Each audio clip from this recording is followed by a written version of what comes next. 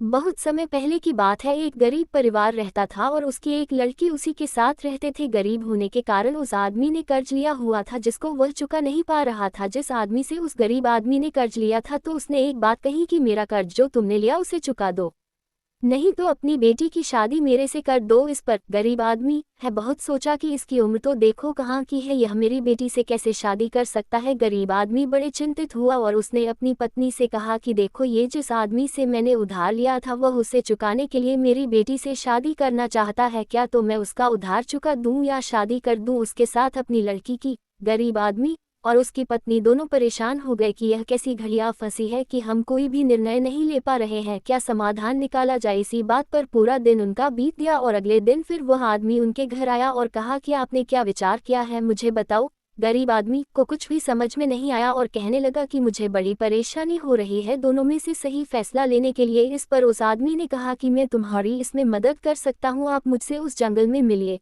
मैं आपसे कुछ बात करना चाहता हूँ। गरीब आदमी को बात करने के लिए उस आदमी ने बुलाया और कहा कि हाँ जी बताए कैसे करना है। उसने कहा कि मैं यह फैसला भगवान पर छोड़ता हूँ और वो ही फैसला करेंगे कि मेरे साथ क्या होना है। गरीब आदमी ने कहा कि इससे कैसे पता लगेगा कि हम एक अच्छा फैसला ले पाएंगे। तो उसने कहा कि हम एक काम करते हैं, मैं एक झोला ले आता हूँ, उसी में ही 2 प्रकार के अलग अलग पत्ते रख देता हूँ और तुम्हारे लड़की को चुनने के लिए कहता हूँ। एक झोले में हम एक हरा पत्ता रखेंगे और दूसरे झोले में हम काला पत्ता रखेंगे और तुम्हारी लड़की चुनेगी, तभी फैसला होगा कि अगर तुम्हारे लड़की ने काला पत्थर पत्ता चुना तो उससे मेरी शादी होगी और अगर उसने हरा पत्ता चुना तो तुम्हारा सब कुछ माफ कर दिया जाएगा।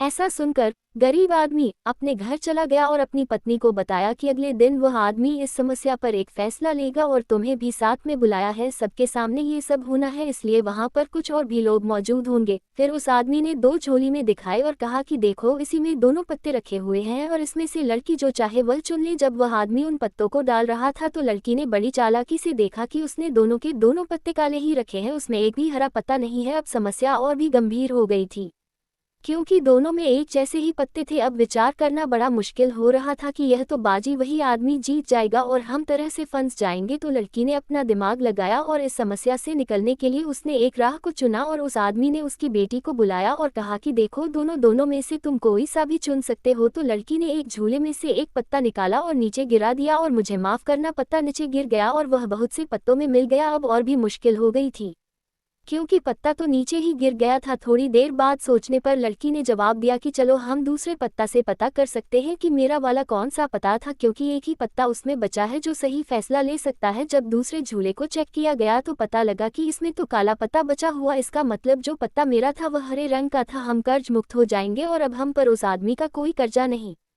उस आदमी की भी अब हिम्मत नहीं हो रही थी क्योंकि उसने बड़ी चालाकी से दोनों पत्ते एक से रखे थे। अब वह कैसे कहे कि वह दोनों एक थी या नहीं थे। लड़की ने बड़ी चालाकी से अपने पिता को कर्ज से मुक्त कराया और अपने घर वापस चले गए। इस कहानी से ही सीख मिलती है कि यह आप सभी को भी बड़े ध्यान से राह को चुनना होगा और आपको सही ही फैसले लेने होंगे। सही फैसले ही हमें एक अच्छी मंजिल तक पहुंचा पाएंगे, इसलिए गलत फैसला आपको मुसीबत में डाल सकता है। मुसीबत से जल्द बाहर। गरीब आदमी एक गाँव में चला गया था। अब उसके पास कुछ भी नहीं था, सब कुछ बर्बाद हो गया था। वह अपने गांव को पानी में डूबा हुआ देख चुका था, वह घर से बेघर हो गया था।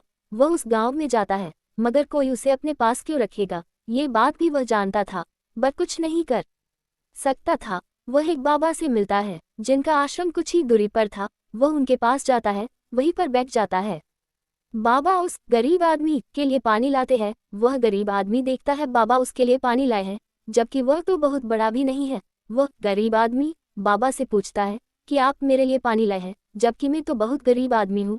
बाबा कहते हैं कि सेवा भाव से किया गया काम यह नहीं देखता है कि आप अमीर हैं या आप गरीब हैं, इसमें कोई बड़ा या छोटा नहीं होता है। इसलिए आप इस बता की चिंता न करें। आप थके हुए लग रहे हैं, आप परेशान हैं, आप आराम कर सकते हैं, इसके बाद हम बात करेंगे। वह गरीब आदमी आज सोच रहा था, हमारे जीवन में सही मार्ग दिखाने वाला अगर मिल जाए तो बहुत अच्छा है, क्योंकि वह हमें सही दिशा में ले जा सकता है। कुछ समय बाद उस गरीब आदमी के पास भोजन आता है।